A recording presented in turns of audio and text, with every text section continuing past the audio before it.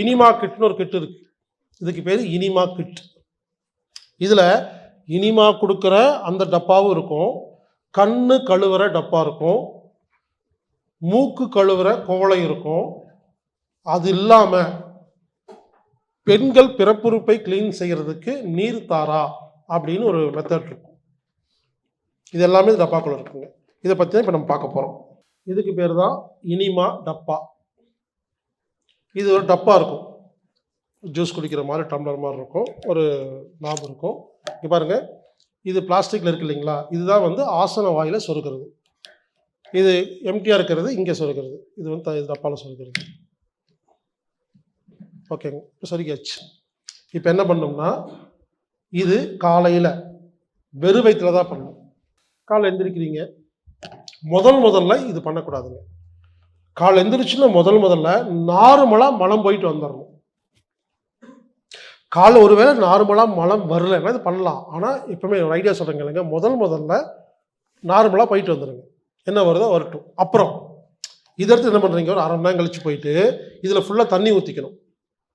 சாதாரண தண்ணிங்க, கொதிக்க ஊற்றிடாதீங்க. சாதாரண தண்ணி ஊற்றிட்டு பாத்ரூமில் போய் அங்கே ஹேங்கர் இருக்கும் இல்லையா, ஆணி ஹேங்கர், தலை ஹைட்டுக்கு மாட்டிடணும். அப்போ இதுவரையே தண்ணி வெளியே வருங்களா? இது தண்ணி வெளியே வருங்களா?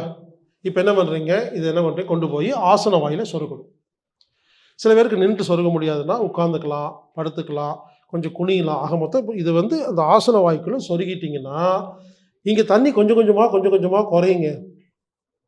இங்கே பார்த்தா குறையிறது தெரியும், உள்ளுக்குள்ளே சில்லுன்னு உள்ளே ஏறுறது தெரியும். அப்படியே மெதுவாக உள்ளே போகும், ஜாலியாக இருக்கும்.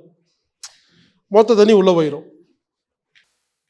அதாவதுங்க, வாய் கொப்பளிக்கிறோம் இல்லையா, வாய் கொப்பளிக்கிற மாதிரி இது குடல் கொப்பளிப்பு. தண்ணி உள்ள போன உடனே இதை வெளியே எடுக்காதீங்க. சில பேருக்கு வெளியே எடுத்து அப்படியே தண்ணி வெளியே வந்து விழுந்துடும். சில தண்ணி நிற்காதுங்க, உள்ள போகும் அப்படியே வெளியே வந்துடும். சில பேருக்கு நிற்கும், உள்ள போகும் வெளியே வராது. சில பேர்த்துக்கு நிறைய பிரச்சனைகள்லாம் இருக்குது. இது எதுக்கு எடுக்க வேண்டாம் சொன்ன, எடுத்தா உள்ளே வச்சுருந்தீங்கன்னா அப்படியே லாக் ஆகிருக்கும் இல்லையா, கொஞ்ச நேரம் உள்ளே இருக்கும், அதுக்காக உள்ளே வச்சுக்கோங்க. ஒரு ரொம்பலாம் இல்லைங்க, 5 நிமிடத்துலேருந்து 10 நிமிஷம். என்ன கேட்டால் 5 மினிட்ஸ் ஓகே, 10 மினிட்ஸ் கூட அதிகம்தான். அதிகபட்சம் 5 நிமிஷங்க.